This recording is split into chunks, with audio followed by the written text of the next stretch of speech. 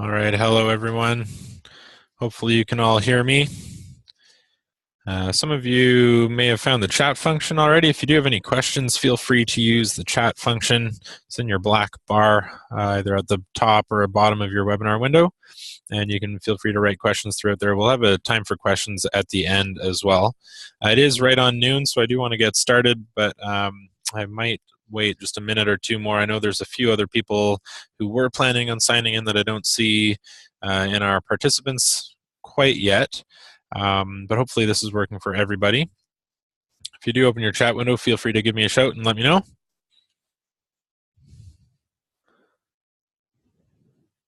I'll even type a message there.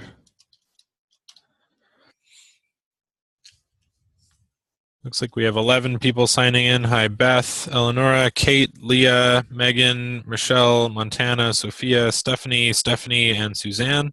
So great to have you all in there. And glad to see that Beth found the chat function. Beth joining us from Campbell River, which is where I was born, so love that place. Going to be up there next weekend. Gonna be great. All right, so we'll get started now. Looks like we've got a couple more people joining us here. Courtney as well. Hi, Courtney. And Matthew from Sunshine Coast. Hi, good to see you there. Leah, are you located in Vancouver or are you located in Victoria? I was a bit confused by your application. If you could type that in, that'd be great. Oh, she's both. That's good. Okay. Well, anyways, time now for our introduction webinar. Thanks, everybody, for joining in. For any of those people that are joining us later or who couldn't make it today, we'll have this recorded as well for them. So the EMP mentorship program, BCMA mentorship program, is designed to take you from here to here. This is our goal. We're going to make you guys the best museum workers we have in the province. Not that you aren't already, but this is a great opportunity to develop that even more. And everybody wants to be like Indiana, right? So thanks for joining us. We're just going to go through this pretty quick. Should take about 20 minutes or so. And we'll have some questions at the end as well. But since most of you have found the chat window, you can feel free to ask any questions throughout. I'll try to get to them.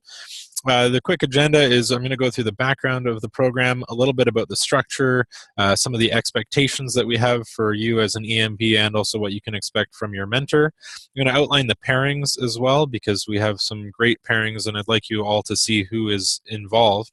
And then we'll talk a little bit about next steps for the program and what you need to do next. And it looks like we had one other person join in. I'm trying to see who it was. It looks like Melissa. Hey, Melissa. Good to see you were able to attend. I know that this has some problems with some firewalls, so glad everybody was able to get through. All right, so let's just go through the background here. I thought I'd start with some information about this because this is a new program, and I thought you might be interested in knowing why we started it. First of all, as you should know by now, we've targeted this program at what we call the EMP segment of our sector, which is you guys, hopefully all of you. EMPs are emerging museum professionals, usually defined as in the first 10 years of their career. Our mentors would be the people in those next phases, so usually defined after the first 10 years, maybe in mid or senior career positions. They've had leadership, supervision, and management experience over an extended period of time. Many have also experienced a variety of different jobs within museums, or maybe even experience outside of the field. So they're bringing in a lot of professional experience to their careers. And so we've been able to pair you, the EMPs, with them, and we think it's a great opportunity to take advantage of that experience. We wanted this program to provide for what we saw as an underserved segment of our industry and our membership in particular. As EMPs, you may have been involved in discussions about how not having the same opportunities as those above you, or being in an economy and job market that makes it tough to get in and stay in the field, becomes a problem for developing your careers. And it's true, EMPs are often the lower levels of their organizations, or maybe in certain cases in museums, some of the few people in their organizations. They may not have the seniority or opportunities needed to get professional development, and yet they need those experiences to get even entry-level jobs in many of our museums today. From the BCMA's perspective, we also realized that our membership didn't include people in those entry-level jobs or the early stages of their careers, which means we weren't reaching or representing the full breadth of the industry. And we really wanted to be serving the full industry as best we could. We wanted to attract those professionals to provide them membership benefits, such as access to the wider professional community and access to the resources we provide. I know there's a few of you here, especially Courtney, who really take advantage of our webinars. And it's a great way for you to continue that professional development in really easy ways that you can hopefully advance your career through that. This is especially significant for some of you if you're joining us from smaller communities where maybe your organizations are smaller or you have fewer resources, maybe a smaller professional network. So we hope that you can get a benefit out of your BCMA membership outside of just this program, that you'll be opened up to a whole new world in the museum industry. Now, what was interesting to me, though, is that the majority of people who applied are actually curators or managers or supervisors in their own right. So that either says something about who was hearing about our program, or says something about our industry and the fact that many people in those type of positions are actually still at the beginning of their careers. So it's going to be interesting to see how that plays out in this program. Now, the collective knowledge of BCMA members is a tremendous resource. Our members hold a wealth of experience and expertise through professionals who have been active in the museum sector and within the BCMA for many years. As we celebrate our 60th anniversary and look both to the past and to the future, we are keen to leverage this expertise for the next wave of museum professionals. And with that in mind, this mentorship program facilitates knowledge transfer across all fields of museum work. We have many people who are doing curatorial work, collections work, marketing work, social media, everything that you may have in a museum. We're glad that we have that represented in our program. And this will strengthen the industry and the new professionals coming in, as well as allowing some of those people who are nearing the end of their career an opportunity to share their knowledge and be recognized as those key long-term members of our organization, our membership, and our sector. Mentorship also provides opportunities for networking and for skills development outside of just having that general knowledge transfer. Though that's not really the main goal of this program. Our main goal is to try to help you develop your careers as best as we can do. You're not here really to learn how to do your daily tasks, but how to be a better museum professional.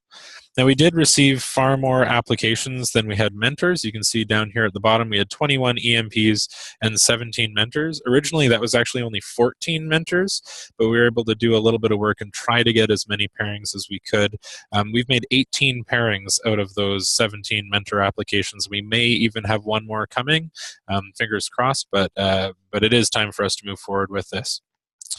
Now, I promise that is the longest slide of this whole presentation, so I hope you're still awake and still following along. The program structure is something you should already be familiar with. We've gone over it a few times in the application and in the emails back and forth. The program itself runs from October to May, which we feel is an ideal time to allow for greater connection, depth of learning, and flexibility around busy schedules. When we did our sort of pre-program survey, a lot of people said that the summer months wouldn't be great. That's often the busiest time for tourists and for people having vacations as well. So we figured October to May would be good. You'll do a minimum of one meeting each month. You can do more if you want to, but I leave that up to you and your mentor to decide. We were lucky enough to have quite a few people paired up with people in their own town, so they can meet in person. For everybody else, especially from smaller communities, it's just really tough to make those connections, so you'll have to be meeting by distance via Skype or something like that. Hopefully there will be an opportunity for you to meet in person, but it'll be the best that we can do. Now, we hope that you do actually talk to each other, especially if you're coming in from other towns. Email is not really the greatest for mentorship, so make sure that you meet on Skype, Google Hangouts, even just a phone call, whatever works. We just hope that it's actually that personal connection and conversation. It'll be a lot better for you if you do that. And we'll also talk about the structure a little bit later on. We're going to have some suggested topics and activities where you can do your own thing. So when it comes down to those units and that choice, I'll be providing each mentorship pair with a framework of monthly discussion topics and activities. You've already gotten a brief overview of that. I'm working on those this week and next week, and hopefully I'll have at least the first 4 of them ready for you before October 1st. And I know, Suzanne, I'm going to try to get those to you and Emma by the 28th, which is, I think, your first meeting. So this is basically our attempt to try to make the mentorship start quicker and go easier and be a little bit better. We've pulled out a lot of key topics, key themes that aren't specifically related to your role in a museum, but that are related to museums in general and are related to your professional career in general. Things like networking, job prospects, education, professional development, and certain things related to your skills as well. And we'll hopefully be able to provide you an opportunity to work through those with your mentor, should you choose to, and be able to develop that sort of well-rounded picture of your career through your mentorship. Now, you can do that, or you can choose to do your own thing, especially for some of you who may work maybe in more project-based roles, whether it's collections, whether it's curatorial, something like that. You may find that you actually just want to work on 1 or 2 projects through the course of your 8 months, and you'll get a lot of that other well-rounded professional development as part of those projects. That's fine. You can choose to do that. Just make sure you decide to do it with your mentor. It might be a little bit more work on their part, so we just make sure that you work with them on that. You can also mix and match. You can take some of our discussions, you can take some of our resources, whatever, and choose to do your own thing. That's fine, but we'd love to hear what you're doing if you do decide to do that. That helps us know what works best for next year and what works best for this type of mentorship. And I'll try to give out some things throughout the course of the year. If I come across maybe an article about mentorship or an article about museum workers in general, the state of our industry, whatever, I might send some of those out and just encourage you to read through them sort of as points of reference for you and the rest of your EMPs, or you and your mentor, as well as just things that'll be interesting. But I'll try not to inundate you with that. Basically, on our end, on the BCMA's end, we are the matchmaking service here. We've given you your pair, we've given you a couple resources, and you can go on and do your own thing after that. Now, the expectations for you as EMPs is probably an expectation of about 5 to 10 hours per month to work on your mentorship. You'll have your monthly meetings, maybe an hour and a half, and then probably some preparation work for those meetings, or time to work on a project if your mentor decides to give you one. But basically, if you think about it this way, the more time you put into it, the more you get out of it. The more preparation you do, the better your mentorship will go, the better your mentor will be able to work with you.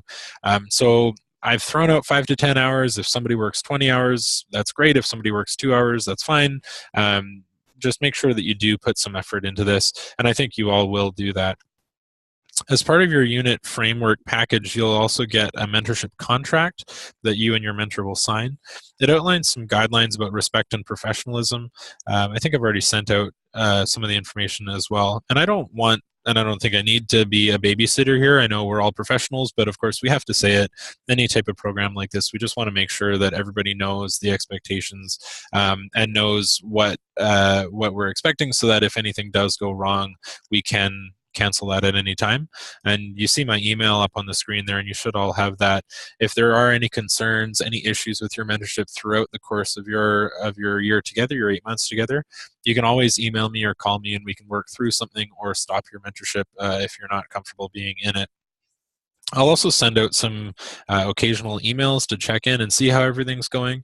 And then at the end of the program in May, we'll do an exit survey. And this exit survey is pretty important for us in terms of developing a program for the future. You very much are the guinea pigs. There's 17 or 18 of you. But we're hoping that it will continue for many more years to come. And so you, as those first people coming through, can tell us whether or not it works, what didn't, what you'd like to see, and maybe even, for example, if the time expectations are too little or too large, you can tell us there as well. The exit survey and the mentorship contract are the 2 things that will need to be sent back to me, and that's about it. Everything else can be done just you and your mentor. And the final expectation is maybe the hardest to define, especially coming from the EMP side, but we really hope that there's a mutual benefit in this program for both EMPs and for mentors. You don't need to pay them to do this or even volunteer at their museum 5 days a week or anything like that. But if there is a way that you can give back to them, whether it's through maybe volunteering on a project, or maybe one of the projects you're working on can help their organization, even just in some of the things you can bring to them, new skills, new ways of approaching museum work, we just hope that they get a benefit out of it. They are all volunteering their time, as you know, and so it's really great to be able to recognize that volunteer aspect and recognize the time that they're putting into this. So hopefully you can find a way to give back. But like I said, don't feel you need to volunteer 5 days a week or do major work at their museum. Now, your role as an EMP is basically ask questions. You have been paired with one of the best people in your field in BC, so take advantage of it. And I have no doubt you're all going to do that. I've had some emails from you, and everybody seems really keen about this, and I'm really excited about how keen you are. And I know that you're going to be doing great. But one of the best ways to do that is to ask questions of your mentor, get as much out of it as you can. It is important to know your goals, and that's one of the reasons why we asked you about those goals in your application. It's a great way to get the most out of your mentorship if you have something you can work towards or something that you can develop. If your goals are a little bit larger, that's something that your mentors will be able to use to help frame your discussions and help frame your actual mentorship process, if they can follow those goals. So keep those in mind, some of the ones in your application, and you'll be going through those in your first meeting with your mentor. Sort of some framework stuff that I'll send out will help you discuss those goals and figure out what fits best with them, and what will fit best for you in developing as part of your mentorship. Most of you, we were able to pair with somebody who had more than one sort of area of career interest that lines up with you.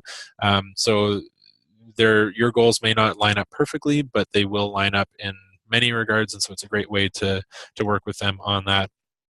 Obviously, prepare for your meetings, work on any projects your mentor may have given you, come with your questions ready or have your reflections written down. We don't want to waste our mentor's time. Obviously, we don't want to waste your time either. They're going to be preparing for their meetings, and it's a little bit more than just sitting down and talking with them. It does involve that preparation work. I think probably one of the most important things is being open and ready for honest feedback. Your mentors will tell you what they think is best or what they think might be wrong, and you may disagree with them. That's fine. It is their opinion. It is your opinion. But remember that you signed up to hear it, and this is one of the things that they're going to be giving you is their feedback about your career field, maybe some of your projects as well. And they've experienced a lot more than you have, so maybe they're right. You never know. And as many of us are millennials, I thought I should maybe explain some things more on a millennial level. So let's just go through some memes for that. First of all, a good thing to keep in mind is just don't be a millennial. There's all those stereotypes that we all know are not true. So let's make sure that they aren't true. Let's prove them right on those. Also, don't think that this mentorship is just your chance to get a job. It's about developing your career progression and yourself as a professional, not just about having somebody, a captive audience to give your resume to. In all seriousness, though, they know your position titles and they know you're more professional than this 20-year-old wannabe CEO. And also, don't expect them to do all the work and give you all the answers. They are not here to hold your hand. They are here to get you to think differently and show you the options available to you. They're basically helping shape you, not actually do your work. And if anybody hasn't seen Star Wars, I'm sorry for giving that key thing away. Now, what to expect from your mentor? Like I said, they're here to guide you, not teach you, not do your work for you. They will probably ask you lots of questions too, but they will also have answers to many of your questions, and hopefully they'll be able to help you out in your questions. If they don't have the answer, they'll show you how you might find it, or maybe you'll explore it together, and they'll be learning as well. As with your goals, the mentor is expecting you to know what you want out of this mentorship. It is your mentorship and your goals. So while they may have things they want to tell you or work with you on, they are expecting you to do more than show up and say, okay, mentor me. It's a little bit more than that. Your mentors do have busy schedules, so expect them to require a bit of flexibility in your meetings. Try to make it easy on them. Give them some options, have your stuff prepared in advance in case of last minute changes. Obviously, a lot of them working in higher levels in their museum may need to take a meeting that they have to prioritize over you. So just be ready in case there are any of those changes. And they may make you work, especially if you are working on projects together.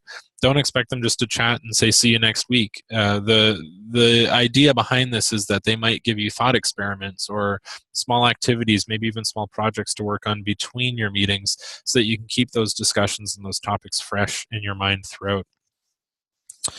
And you can expect, go back there. You can expect your mentors to want to learn as well. They are in many ways your peers in this industry. Though they may be in a different role in an organization, they are still growing as professionals as well. And they probably want to know what you learned, whether it's in school or in what you do in your job. So sort of gave this away, but the idea is that both of you will be students and both of you will be teachers. You'll be able to learn from each other and develop together. And I thought it'd be fun to go through a little bit of our pairs here and show who's paired with who. If you see an EMP in the same area as you, this might be a good opportunity to meet up with them, start creating a network, maybe support each other through this program, or if you have a mentor in your organization who's mentoring somebody else, a great way to thank them for volunteering with this. I know there are a few EMPs in the same organizations as mentors. And I'm sorry if I mess up your names. Hopefully I get them right. I haven't had the opportunity to meet all of you in person yet. So Kate Petrusa, curator of White Rock Museum and Archives. Kate's being matched with Kyler Page, and he's a longtime museum professional, longtime member of the BCMA. So this should be a really good one for you, Kate. I'm excited to hear about that one. Michelle Peters from Fraser River Discovery Center in New West is paired with Julie Bevan at the Art Gallery of Nanaimo. This is an interesting one. We had actually quite a lot of mentors, and you'll see that coming in from art museums and art galleries.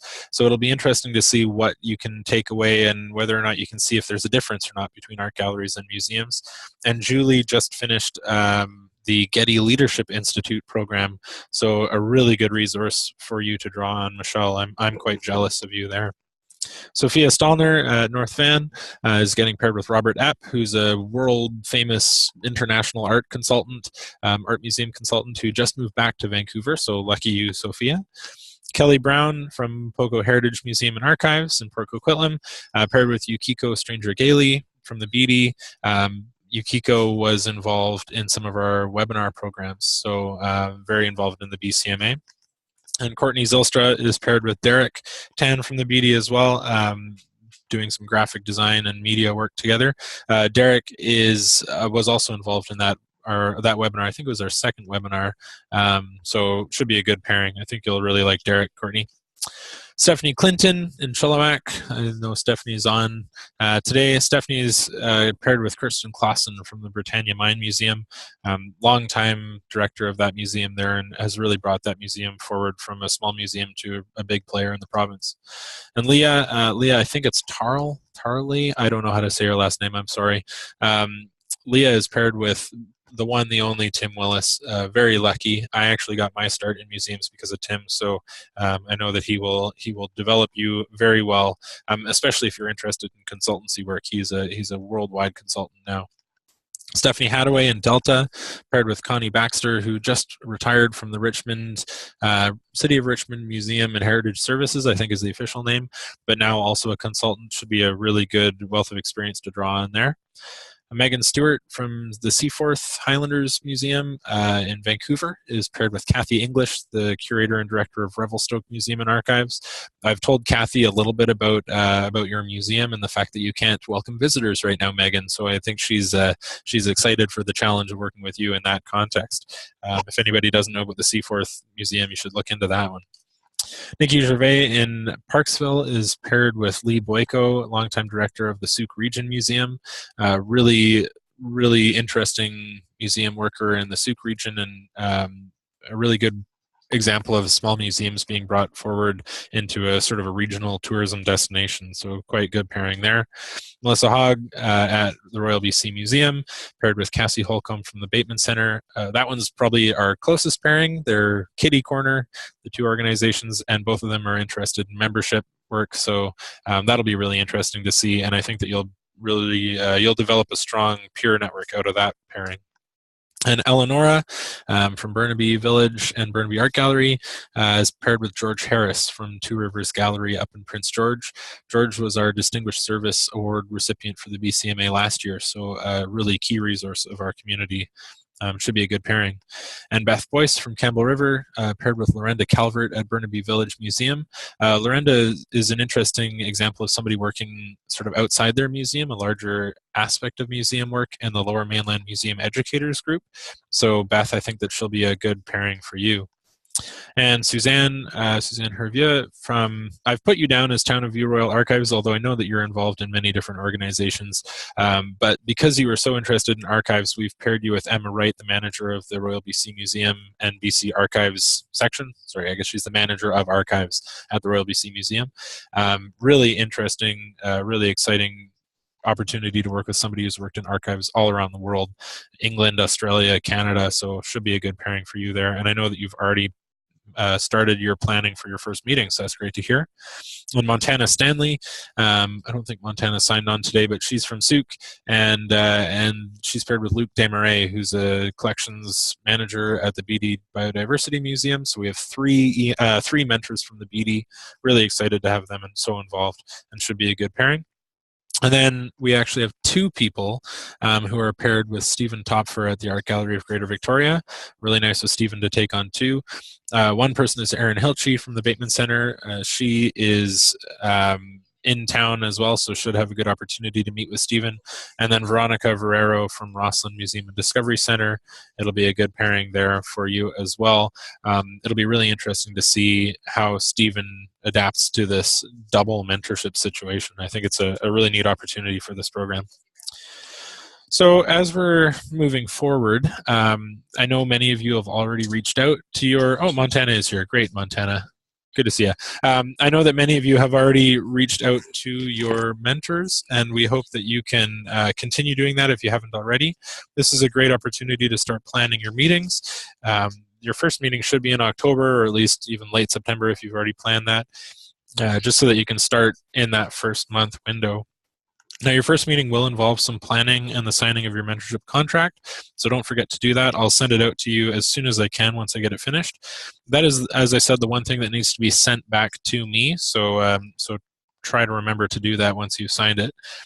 If you are coming to conference as well, and I know there are a few of you doing that, we will have our official program launch at our welcome reception on Tuesday evening at the Robert Bateman Center. We'll get you to raise your hand, and people will all be excited for you and jealous of the people that you'll be working with. So if you're coming in from out of town, we really hope you can come that day and be involved in that program. If you haven't signed up already, though, that is sold out. So hopefully you all got in time. And I'm really hoping that you can become sort of our EMP ambassadors out of this. This is your opportunity to be brought forward in the industry, to be raised up sort of into a prominent aspect of the BCMA. And it'll be a really good opportunity for you to show the industry what EMPs are made of.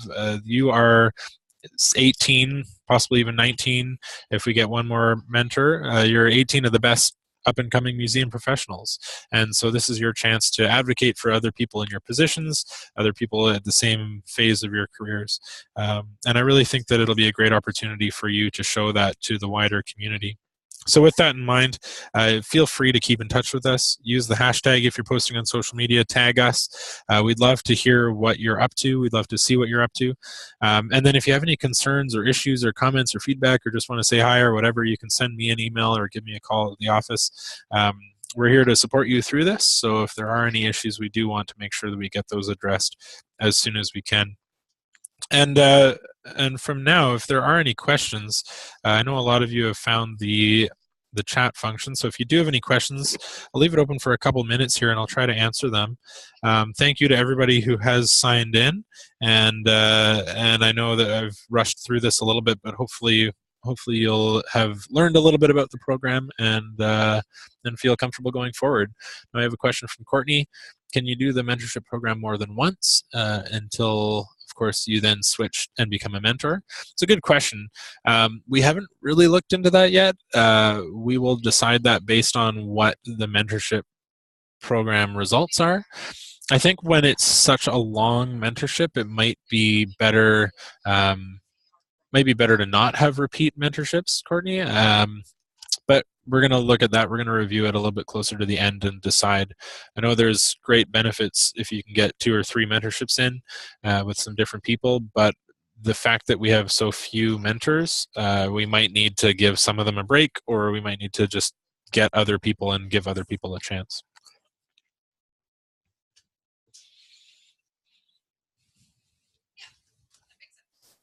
Any other questions? There's one from Kelly.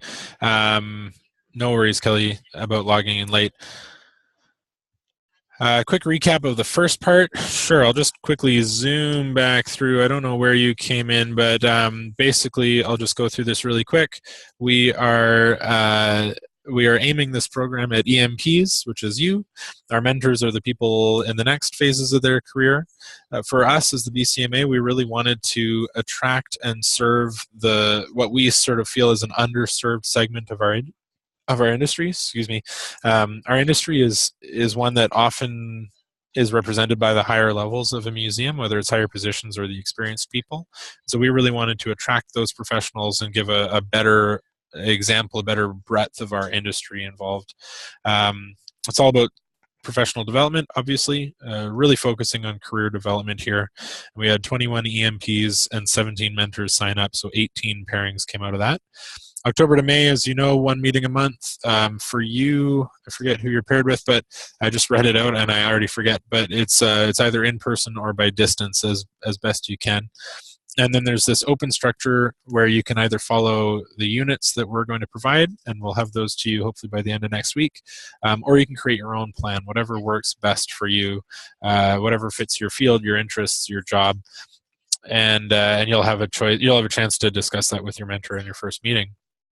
I would expect for you guys to do about 5 to 10 hours per month, really focusing on respect and professionalism in the mentorship, and you're going to have a contract to sign for that.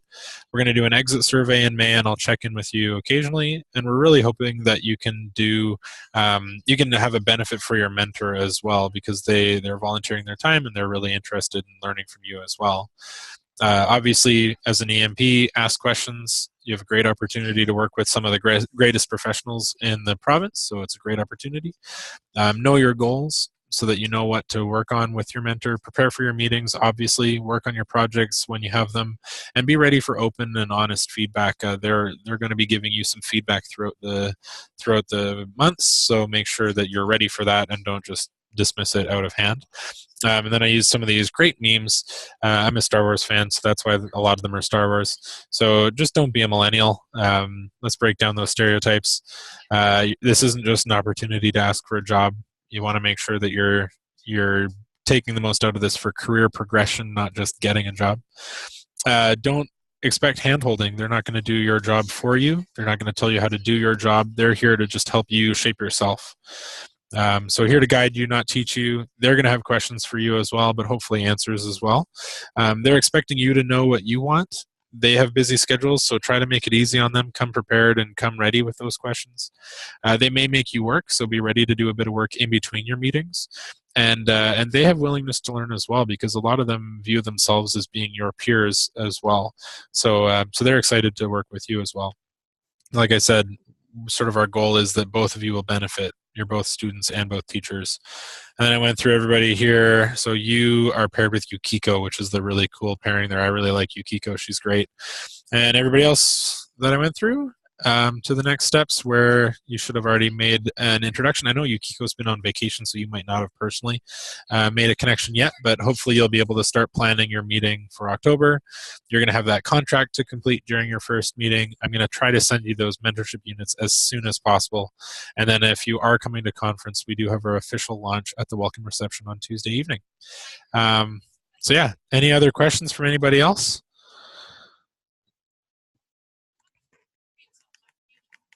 Thanks, Leah. We're looking forward to hearing how your mentorship goes as well.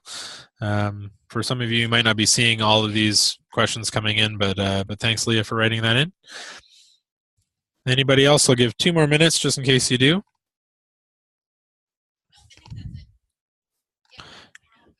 You can hear everybody else in my office talking too.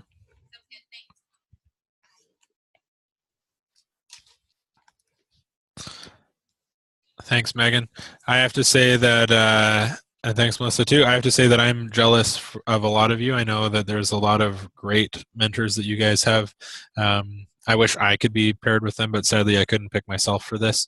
I will also say a quick thanks to Joelle from Rossland and to Mia from the Bateman. They helped select you guys, so big thanks to them. I know Mia was quite jealous. She's an EMP as well and wished she could have been part of this, but she's moving to New Zealand and we couldn't quite reach that far for a mentor down there. But thanks very much to those two for helping select our mentorships. All right, I don't see any other questions coming in, so I think we can probably say that's it.